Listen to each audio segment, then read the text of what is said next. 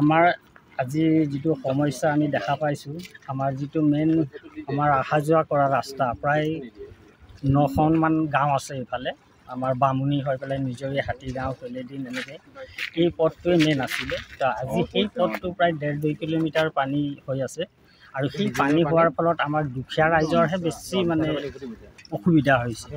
কোন কোন জেগা? এইটো বালিবাট আৰু বৰালি গাঁও সংযোগী পথ। কিমান মানুহ এফালে অহা যোৱা কৰে?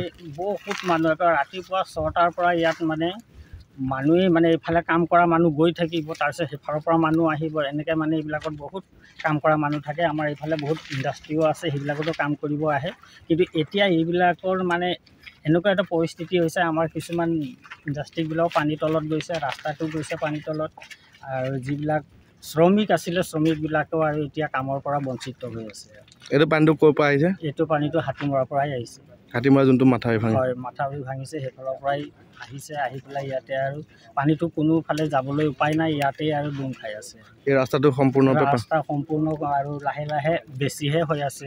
হয়, এইবাৰ ব্ৰহ্মপুত্ৰৰ যি বাঢ়নি পানী এইবাৰ দ্বিতীয়বাৰ 2017 চনতো সোমাইছিল, এইবাৰ আমাৰ দ্বিতীয়বাৰৰ কাৰণে পানী সোমাইছে। আৰু প্ৰথমবাৰৰ যি কঁকাল ভাঙিছিলে পানী সোমাই আমাৰ দুখীয়া ৰাইজৰ, সেইটোৱে আমি পোনাব পৰা নাইকিয়া, আৰু দ্বিতীয়বাৰ আকৌ এবাৰ বান্ধবাৰ পৰা নিচিনা হৈছে আমাৰ দুখীয়া শ্ৰেণীৰ ৰাইজৰ মাজত। আৰু আমাৰ এই অঞ্চলটো গহগুৰি পশ্চিম কলিয়াবৰৰ হয়, গহগুৰি গাঁও হয় এইখন।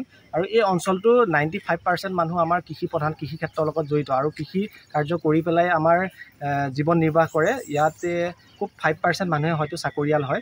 কিন্তু চৰকাৰে যিখিনি ক্ষতিপূৰণ দিবলগীয়া আছিলে, যিখিনি ক্ষতি হৈছে, এই ক্ষতিখিনি যদি ক্ষতিপূৰণ নিদিয়ে, তেনেহ'লে আমাৰ এই যোনখিনি দুখীয়া শ্ৰেণীৰ ৰাইজ, সেই ৰাইজখিনি ধৰক মূৰ দাঙি উঠিবলৈ বহুত বছৰ লাগিব।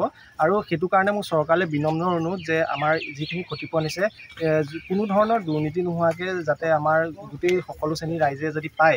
আৰু এটা মই এইখিনিতে ক'ব বিচাৰিছোঁ, আমাৰ এইকণতে বানপানী হোৱাৰ পানী সোমোৱাৰ অন্য এটা কাৰণ হৈছে আমাৰ মাথাউৰিটো চাপৰ হৈ গ'ল কলঙৰ তুলনাত। যিহেতু সিফালে আমাৰ মাথাউৰি বনাই আহি আছে, এইকণতো চৰকাৰলৈ বিশেষ অনুৰোধ, বাৰিষা এইবছৰে নহয় অহা বছৰো হ'ব, বাৰিষা অহাৰ আগতে এতিয়াতো সম্ভৱ নহয়, খৰালি যেতিয়া হ'ব, সেই মাথাউৰিটো যাতে অকণমান ওখকৈ মাটি পেলাই ওখ কৰি দিয়ে, তেতিয়া আমাৰ পানীটো নোসোমাব বুলি আমি ভাবোঁ। আৰু চৰকাৰলৈ এইটোৱে আমাৰ এই স্থানীয় ৰাইজৰ হিচাপে আমাৰ এইটোৱে অনুৰোধ থাকিল যে আপোনাৰ খেতি নষ্ট হৈছে, কি নষ্ট হৈছে? মোৰ খেতি আপোনাৰ পটল খেতি নষ্ট হৈছে, তাৰপিছত কল খেতি নষ্ট হৈছে, জলকীয়া খেতি নষ্ট হৈছে, তাৰপিছত তিয়ঁহ খেতি, বেঙেনা, এনেকৈ বিভিন্ন ধৰণৰ। আৰু পুখুৰী মোৰ 3টা পুখুৰী ডুবিছে, সেই 3টাটো প্ৰায় যথেষ্ট মই মাছ এৰিছিলোঁ, সেইখিনিও মোৰ ক্ষতিগ্ৰস্ত হৈছে।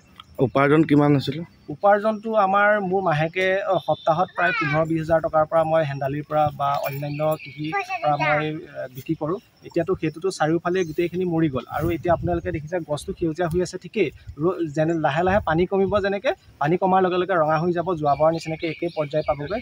সেয়েহে চৰকাৰক মই বাৰম্বাৰ আকৌ এবাৰ কৈছোঁ যে যিখিনি আমাৰ ক্ষতি হৈছে, অকল যে ঘৰৰ ভিতৰত সোমালেই তেনেকুৱা নহয়, আমাৰ যিহেতু কৃষি প্ৰধান ইয়াত ৰাইজ হয়, সেয়েহে এইখিনি যদি ক্ষতিপূৰণ দিয়ে, তেনেহ'লে আমি বহুত চৰকাৰৰ পৰা আমি কৃতকাৰ্যতা লাভ কৰিম।